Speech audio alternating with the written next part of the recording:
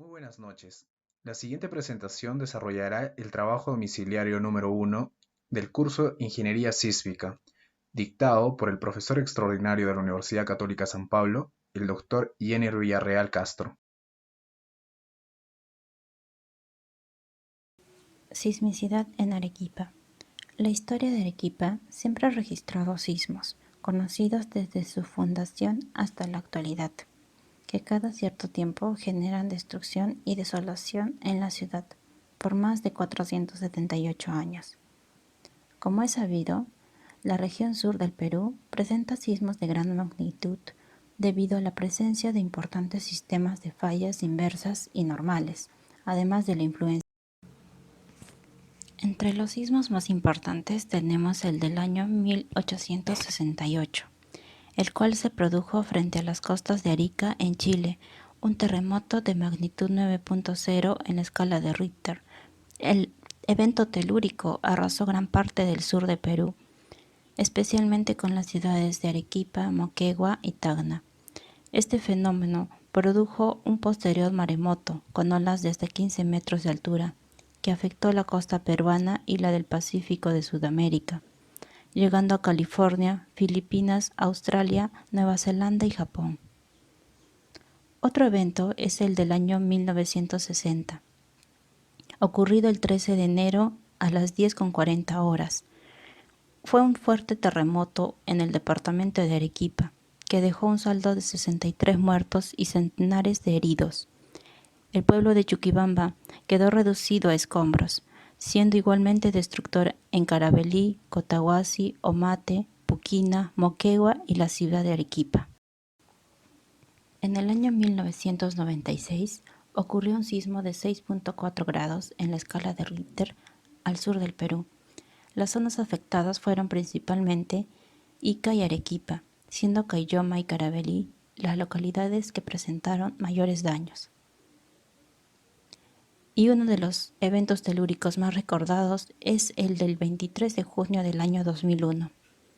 El terremoto ocurrió 82 kilómetros de Ocoña, en la ciudad de Camaná, y se sintió en Moquegua y Tacna. Trágicamente, 74 personas murieron, 26 de ellas en el tsunami de grado 9, que ocurrió 90 minutos después del sismo. Más de 320.000 personas fueron afectadas en todo el sur. Y uno más reciente, el sismo del 14 de agosto, a vísperas del aniversario de Arequipa. Ocurrió un terremoto de 5.2 grados en Caylloma. El epicentro fue a 10 kilómetros del suroeste de Chivay. Dejó 4 muertos y cientos de familias quedaron sin viviendas. Como se observó, el sur peruano, específicamente la región Arequipa, ha sido testigo de múltiples eventos sísmicos. Para entender un poco más, se debe conocer que la región Arequipa se sitúa en un sector de laguna sísmica, reconociéndose esta como una zona que en el pasado experimentó la ocurrencia de sismos severos y que a la fecha, tras haber transcurrido siglos, aún no se repiten, situación temporal que incrementa la probabilidad de ocurrencia. La historia nos recuerda que durante el siglo XX, en el sur de Chile, la laguna sísmica de mayor tamaño dio origen al gran sismo de 1960. Posteriormente aparece una laguna sísmica que se extiende a la región sur del Perú y que correspondería al sismo de 1868, que según su historia habría sido el sismo de mayor magnitud, considerando el sismo del 23 de junio del año 2000 como solo una liberación de energía de alrededor del 60%. Según el catálogo sísmico publicado por el Instituto Geofísico del Perú, para el periodo de 1960 al 2012 se ha identificado la existencia de estas 5 zonas anómalas, es decir, asperezas, cuyas dimensiones permitieron estimar la magnitud de los eventos sísmicos a ocurrir con una probabilidad del 75% en los últimos 50 años. Finalmente, se reconoce que los sismos son inherentes a nuestra región, al situarnos en una zona de frecuente actividad sísmica por el movimiento de dos importantes placas tectónicas, la de Nazca, que ocupa una gran parte del subsuelo del Océano Pacífico y que se extiende desde Panamá hasta el sur de Chile, y la placa sudamericana, desde la fosa marina del Perú y Chile hasta el eje de la cordillera del Atlántico Sur, mismos que han constituido un factor exógeno, condicionante en la vida de los arequipeños a lo largo de los siglos. Continuando con la explicación, hablaremos de los daños estructurales dejados por los sismos en el Perú durante los últimos 30 años. A nivel mundial, el Perú es uno de los países de mayor potencial sísmico, debido a que forma parte del denominado Cinturón de Fuego del Pacífico, región donde la Tierra libera más del 85% de la energía acumulada en su interior. Detallaremos eventos de sismo que causaron grandes daños estructurales durante estos últimos 30 años.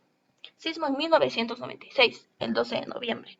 Este sismo ocurrió al sur del Perú, generando un terremoto de 6.4 grados. La ciudad de Nazca fue la más afectada. Viviendas, colegios y hasta la cárcel quedaron destruidas. Este es un claro ejemplo de que el daño está relacionado a la deficiente unión entre paredes y techos, agrietamiento en las juntas y volteo en los muros y cercos. En esta foto podemos observar que los muros fallaban por corte. La mayoría de viviendas carecen de elementos de confinamiento. En la municipalidad de Nazca se observaron fallas de corte en los muros. El pabellón de Fermín se originó fallas por columna corta, debido a que la rigidez de este pabellón era menor a la rigidez del pabellón adyacente. En el reservorio elevado se originaron fallas debido a la torsión en las vigas. Sismo 2001, 23 de junio. Se generó en la ciudad de Arequipa un terremoto de 6.9 grados. Esta es una imagen de la catedral después de ocurrir el sismo, en donde se puede observar que las torres generaron desprendimiento de algunos de esos elementos y en la torre del lado derecho se originó parcialmente el desprendimiento. El colapso del techo de la catedral y el desprendimiento de las torres de la catedral es un claro ejemplo de que el sismo siempre ataca la parte más débil de la estructura. El desplazamiento de las torres se dio debido a que el acero de la estructura no soportó la fuerza horizontal del sismo, el cual generó desplazamientos mayores a la que se había diseñado. En esta imagen podemos observar grietas de las casonas de Arequipa, grietas en los portales de Arequipa, debido a que las fuerzas del sismo generan desplazamientos horizontales, el cual, al no haber estos espacios, los muros tienden a chocar y producir grietas. En este vemos el volteo de un muro debido a que no se siguió la continuidad de elementos estructurales. El sismo en Tacna 2001, 7 de julio, se generó un sismo de 7.1 grados. En esta imagen se puede observar claramente que el acero le da la ductilidad a los elementos estructurales. Las columnas fallaron por flexión en su mayoría y los muros fallaron por corte. El colapso de la edificación fue por planta baja flexible, quedando el segundo piso en mejor estado que el primer piso. Sismo en Moyobamba 2005, 25 de septiembre. Se dio un sismo de 7.5 grados en la escala de Richter. La excesiva dimensión de los vanos, las puertas y las ventanas, en algunos casos, ha ocasionado una reducción en la rigidez de los muros, apareciendo grietas diagonales desde las esquinas de los vanos. La totalidad de viviendas afectadas carecen de una viga de collar en la parte superior de los muros. Los techos ligeros cubiertos con calamina o tejas están superpuestos directamente sobre los muros y no han funcionado como un diafragma que brinda rigidez a la construcción en su conjunto. Sismo en 2007, 15 de agosto. La ciudad más afectada fue la ciudad de Pisco con un terremoto de 8.0 grados. En esta imagen podemos observar las distintas fallas que presentan los elementos estructurales. Las columnas fallaron por compresión y aplastamiento. También se puede observar fallas en conexiones viga y columna. En conclusión, se puede afirmar que el colapso de la vivienda es por planta baja flexible. Aquí se puede observar el colapso de una losa debido a que no presenta refuerzos longitudinales ni transversales. El colapso de las tumbas de los cementerios se debe a que no siguieron un criterio estructural. El colapso de esta edificación se debe a que las columnas de la primera planta no soportaron el peso de la edificación. También se generaron agrietamientos en las losas de las calles, que en este caso son veredas. También surgieron colapsos total de las estructuras. Los aceros no necesariamente le brindan los criterios que necesita el sismo. También se puede observar el desprendimiento del segundo nivel debido a que no se tuvieron suficientes criterios de anclaje, generando el colapso de la estructura adyacente. Sismo en Pucallpa 2011, 24 de agosto. Se generó un terremoto de 7.0 grados en la escala de Richter, generando deslizamientos y agrietamientos en la superficie de las losas. Daños estructurales dejados por los sismos en el mundo. El planeta Tierra está conformado por placas tectónicas. El choque entre estas produce los movimientos telúricos. El terremoto de 1990 en Irán. Ese terremoto desarrolló en escala de Richter una magnitud de 7,4. El colapso de mayoría de las estructuras de este país fueron las de mampostería, debido a que no contaban con un confinamiento adecuado. Terremoto de Izmit 1999. La estructura colapsa por una falta de redundancia, lo que produce el sobreesfuerzo de las columnas del primer nivel. En la zona azul se desarrolló la desunión entre viga y columna, lo cual hizo que la estructura colapse. La falta de redundancia hace de que las columnas del primer nivel soporten un sobreesfuerzo, lo cual es perjudicial para la estructura. Aquí tenemos un ejemplo de una buena redundancia en las estructuras. Chile, Antofagasta, 2007. La estructura que colapsa es el voladizo que quiso reforzarse con la estructura metálica en esta zona roja. La masa fue demasiada y por eso la estructura cayó. Debió tener una buena unión entre columna y viga para que no colapse. Una solución a esta estructura hubiera sido colocar una columna para que ayude al soporte de la masa de este voladizo. En el año 2009, Honduras soporta un terremoto de 7 grados en la escala de Richter, lo que hace que muchas estructuras colapsen. Por ejemplo, estas estructuras tuvieron una falla de cimentación profunda. No contaban con la profundidad mínima para anclarse en el suelo, lo que ocasionó que colapsen. Esto se debe a que Honduras, hasta el año 2009, no contaba con un código oficial de construcción. A partir de ese año se publica el primer código de construcción hondureño. En el año 2010, Haití soportó un terremoto que dejó ciudades devastadas. Muchas estructuras colapsaron, entre ellas la siguiente. Si nos enfocamos en esta zona, observamos de que esta columna tiene la misma falla por corte que esta columna idealizada. Terremoto de Puebla del año 2017. Este terremoto tuvo una magnitud de 7,1 grados en la escala de Richter. Como vemos en el ejemplo, solo un lado de la estructura colapsó. Esto se debe a que esta zona tuvo una falla frágil. Colegio Repsamen.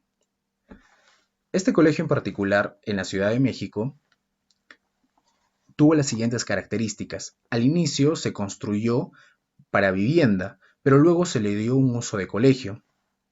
El dueño de la estructura decidió crear un departamento con elementos pesados, como es el techo de acero y el piso de mármol. Lo que ocasionó es de que sobrecargó la estructura que no estaba preparada para esto.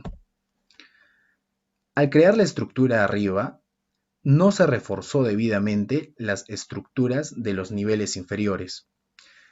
En el sismo del 2017 lo que ocasionó es el colapso total de la estructura, dejando un saldo de más de 15 niños muertos. Controles a realizar por carga vertical y sismo para edificaciones. Una edificación es toda construcción realizada por el hombre. Asimismo, se puede decir que es el resultado de un previo diseño, planificación y ejecución. Esta se construye de acuerdo al uso. Puede ser de uso rural, comercial, cultural, gubernamental, industrial o de transporte. Asimismo, se dice que toda edificación está constituida por una estructura, la cual está fijada al suelo, y esta se encarga de sostener el edificio y transmitir las cargas al suelo. Se podría decir que la estructura es el esqueleto de la edificación. la cual está formada por uno o más elementos estructurales que soportan fuerzas aplicadas a estas mismas con el fin de evitar daños por sismo. Controles por carga vertical. La resistencia del suelo. Según el estudio de la mecánica de suelos, se deben realizar diferentes ensayos para poder determinar la capacidad portante del suelo de cimentación. En caso se tenga lugares con licuación de terreno, se realizará una investigación geotécnica para que finalmente se pueda brindar una solución adecuada. La resistencia del terreno es un dato calculable, y ya que esta variará de acuerdo al tipo de suelo donde se realizará la edificación. Es el resultado de la suma de la fuerza generada por la edificación más su cimiento sobre el área de contacto del cimiento con el suelo. Según el estudio de la mecánica de suelos, es necesario que en toda edificación o estructura especificar el asentamiento tolerable de acuerdo a los estudios realizados en el terreno. El asentamiento tolerable es el asentamiento admisible durante el proceso constructivo de una edificación. Asentamiento diferencial es la máxima diferencia del nivel existente entre dos cimentaciones adyacentes. Este tipo de asentamientos no debe generar una distorsión mayor o igual a la indicada en la siguiente tabla. Tabla número 8 del Reglamento Nacional de Edificaciones E050, suelos y cimentaciones. De igual manera, si se trata de suelos granulares, el asentamiento diferencial se puede calcular como el 75% del asentamiento total. Sismo. Para realizar el diseño de una estructura también se debe considerar efectos de sismo. El diseño sismo resistente de edificaciones se realiza con la finalidad de evitar la pérdida de vidas humanas, asegurar la continuidad de servicios básicos y minimizar los daños de la propiedad. Como se puede observar en la imagen, en el Perú se tienen 4 zonas sísmicas. Cuando se produce un sismo en una edificación, se producen movimientos laterales en esta misma, a causa de la fuerza horizontal ocasionada por el sismo. El Reglamento Nacional de Edificaciones nos pide tomar en cuenta los límites de distorsión del entrepiso generados por el sismo, presentadas en la siguiente tabla. Las distorsiones permisibles entre piso varían de acuerdo al material de la edificación. Si es que ocurriese el caso de no cumplir con los límites para distorsión de entrepiso, se tendrá que reforzar nuestra edificación. Según el reglamento E070, se tienen requisitos estructurales mínimos, donde el espesor del muro de albañilería deberá de tomar un valor mayor o igual a la altura del mismo muro sobre 20 para zonas sísmicas de 2 y 3. En caso se tenga una zona sísmica de 1, el espesor del muro de albañilería deberá de tomar un valor mayor o igual a la altura sobre 25. Esfuerzo axial máximo. Según el artículo 20, el esfuerzo axial máximo es el resultado de la carga de gravedad máxima de servicio, tomando en cuenta el 100% de la sobrecarga, y esta expresión deberá de tomar un valor inferior al de la siguiente fórmula. Si no se cumplieran con estas especificaciones, se podrían plantear algunas otras soluciones. Una de ellas sería la de aumentar el espesor del muro de albañilería, o tal vez se podría cambiar el muro de albañilería por una de concreto armado, o finalmente se podría reducir la magnitud de la carga axial. Artículo 25. Estructuración en planta. Muros a reforzar. Según la norma técnica E030, diseño sismo resistente, artículo 17, en zonas sísmicas 2 y 3, se tendrá que reforzar cualquier muro portante que tenga un 10% o más de la fuerza sísmica y muros perimetrales de cierre. Si es zona sísmica 1, se reforzarán con un mínimo de muros perimetrales de cierre. Densidad mínima de muros reforzados. Según el artículo 17 del Reglamento Nacional de Edificaciones E070, la mínima densidad de muros portantes a reforzar en cada dirección del edificio se calculará haciendo el uso de la siguiente expresión.